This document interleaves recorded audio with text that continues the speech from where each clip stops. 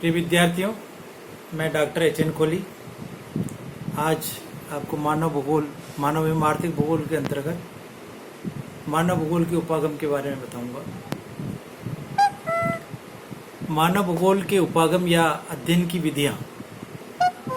मानव भूगोल के अध्ययन के उपागमों को हम 4 भागों में बांट सकते हैं। पहला है स्थानिक या क्षेत्रीय उपागम, दूसरा पारिस्थितिकीय उपागम, तीसरा व्यवहारिक उपागम और चौथा मानव कल्याणपरक उपागम।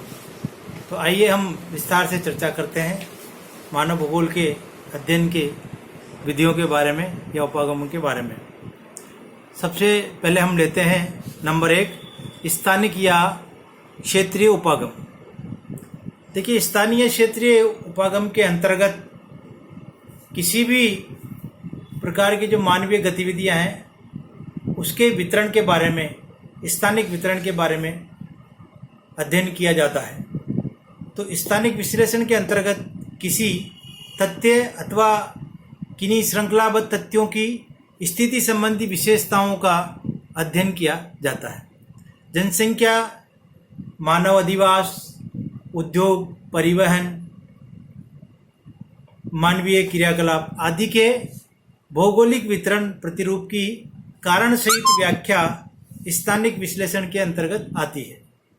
उदाहरणार्थ, किसी क्षेत्र के मानव अधिवासों का वितरण प्रतिरूप कैसा है, उसकी निश्चित करने वाली परिस्थितियां क्या है, कैसे वितरण प्रतिरूप का परिमार्जित कर आदर्श वितरण प्रतिरूप बनाया जा सकता है, इत्यादि कई प्रश्नों का उत्तर स्थानिक उपागम से दिया जा सकता है। तो इस प्रकार स्थानीय या क्षेत्रीय उपागम के अंतर्गत किसी भी तथ्यों के स्थानिक वितरण पर अध्ययन किया जाता है, उनके वितरण को दर्शाया जाता है। तो ये कहलाते स्थानिक या क्षेत्रीय वितरण उपागम। दूसरे जो उपागम है पारिस्थितिकी उपागम। इसके अंतर्गत मानव भूगोल के तथ्यों का अध्ययन परिस्थिति के आधार पर किया जाता है। इस विधि के अंतर्गत मानव एवं वातावरण के बीच स्थित अंतर संबंधों की व्याख्या परिस्थिति के आधार पर की जाती है। जहां मानव प्राकृतिक वातावरण एवं सांस्कृतिक वातावरण से प्रभावित होता है, वहीं वह उस वातावरण को प्रभावित करता है। हम सब जानते हैं कि जैसे मनुष्य के जो प्राकृतिक जो परिस्थितियां हैं या वातावरण की जो तत्व हैं उनसे वो स्वयं प्रभावित होता है, लेकिन उन प्राकृतिक तत्वों के साथ अंतर संबंध स्थापित करके उन परिस्थितियों में परिवर्तन भी मानव द्वारा किए जाते हैं। तो पारिस्थितिकी कारकों पर क्या इसका इफेक्ट होता है, इसका अध्ययन इसके अंतर्गत किया जाता है। अतः मानव वातावरण के पारिस्थितिक संबंधों के अनुसार विकसित प्रतिरूपों का विश्लेषण एवं विवेचन करने की विधि को पारिस्थितिकी उपागम कहा जाता है। इस प्रकार इसके अंतर्गत मानवीय एवं प्राकृतिक वातावरण के अंतर संबंधों तथा उनके श्रृंखलाबद्ध प्रतिरूप की व्याख्या की जाती है। अब हम लेते हैं तीसरा उपागम है व्यवहारिक उपागम। व्यवहारिक उपागम के अंतर्गत मनुष्य के आचरणजन्य व्यवहार को महत्वपूर्ण माना गया है। यानी अनेक भौगोलिक तथ्यों की व्याख्या में मनुष्य के व्यक्तिगत गुणों का ज्ञान आवश्यक है।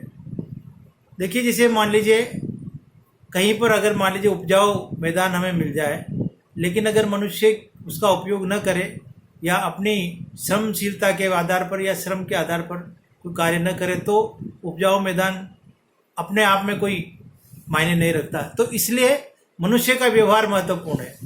अगर जैसे कहीं पर खनिज संपदा आया और मनुष्य उसका उपयोग न करे तो भी मतलब जैसे वहाँ पर कोई इस तरह का विकास हम नहीं देख सकते। तो मनुष्य का जो व्यवहार है, उसका जो कार्य है, वो इसके अंतर्गत महत्वपूर्ण स्थान रखता है। उसकी व्यक्तिगत रुचि, यानी मनुष्य की व्यक्तिगत रुचि, उसके समूहगत मापदंड, सामाजिक आवश्यकताएं आदि भी उतने ही महत्वपूर्ण है जितनी की आर्थिक अपेक्षा है। इसी कारण विभिन्न क्षेत्रों में प्राकृतिक वातावरण के तत्वों की समानता होते हुए भी उन क्षेत्रों में रहने वाले मानव वर्गों के व्यवहार एवं क्षमताओं की भिन्नता की वजह से भिन्न भिन्न मानव वाले वातावरण अंतर संबंध प्रतिरूप एवं जीवन निर्वाह पद्धतियों का विकास होता है। यानी कि समान परिस्थितियां हो तब भी मनुष्य के व्यवहार पर डिपेंड करेगा कि वहाँ पर किस प्रकार का भूदृश्य विकसित होता है। क्योंकि अगर जैसे मनुष्य परिश्रमशील है, कठोर परिश्रम करता है, उसके पास उच्च तकनीक है, तो निश्चित रूप से मान के चले कि जैसे मान लीजिए उपजाऊ भूभाग उसे मिलता है तो वहाँ पर अच्छी फसलें या अच्छी कृषि का विकास आप देख सकते हैं। लेकिन यदि मान लीजिए मनुष्य उतना मतलब जैसे श्रम नहीं करता है या उसके पास तकनीक नहीं है, उसने तकनीक को विकसित नहीं किया है, तो निश्चित रूप से वहाँ पर विकसित कृषि हम नहीं देख सकते। तो इस प्रकार से मनुष्य का जो व्यवहारिक जो उसका मतलब पक्ष है वो बहुत महत्वपूर्ण स्थान रखता है किसी भी भूदृश्य के विकास में। इस प्रकार इस उपागम के में किसी क्षेत्र विशेष की सांस्कृतिक भूदृश्य का विश्लेषण उस क्षेत्र में निवास करने वाले मानव वर्ग के व्यवहार के संदर्भ में किया जाता है। तो ये व्यवहारिक उपागम कहलाता है। चौथा उपागम है मानव कल्याण पूरक उपागम। देखिए आज हर विषय में हम ये देखते कि मनुष्य को अधिक से अधिक सुखी कैसे बनाया जा सके। तो इसमें इस जो उपागम के अंतर्गत हम मनुष्य की जीवन निर्वाह हेतु अधिक से अधिक सेवाएं, अधिक से अधिक मतलब उसके लिए सुविधाओं की बात करते हैं। इस अध्ययन का नवीन मानव भूगोल के अध्ययन का ये नवीनतम उपागम कहलाता है। इसमें जन कल्याण संबंधी दृष्टिकोण को अपनाया गया है। इसके अंतर्गत विभिन्न मानवीय सुविधाओं यथा प्रति व्यक्ति आय, स्वास्थ्य सेवाएं, चिकित्सा, शिक्षा, सफाई सेवाएं आदि के वितरण में प्रादेशिक न्याय की समीक्षा की जाती है। अर्थात किन क्षेत्रों के निवासियों को मानवीय सुविधाएं अपर्याप्त है तथा कहाँ उनका केंद्रीकरण है। मतलब इस उपागम द्वारा ये देखा जाता है कि जो क्षेत्र विकसित है या जो क्षेत्र जिस भूदृश्य का हम अध्ययन करें वहाँ पर मानवीय सुविधाएं कितना विकास कर पाई है या उनके स्वस्थ जीवन के बारे में कितना सोचा जाता है। जैसे कि मान लीजिए औद्योगिक इकाई को लें तो वहाँ श्रमिकों के स्वास्थ्य का ध्यान रखा जाता है, नहीं रखा जाता।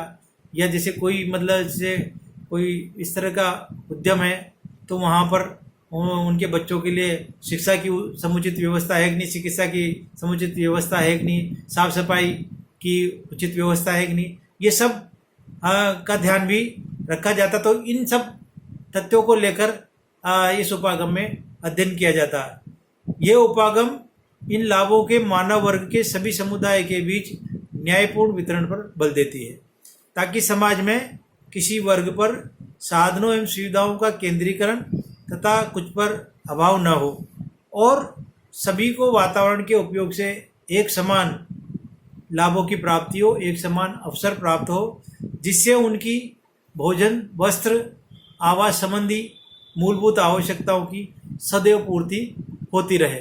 तो इस प्रकार से मानव भूगोल के अध्ययन के उपागम 4 का हमने देखा और इन 4 उपागमों के द्वारा हम मानव भूगोल के अध्ययन की विशेष सामग्री का अध्ययन करते हैं। धन्यवाद। Thank you.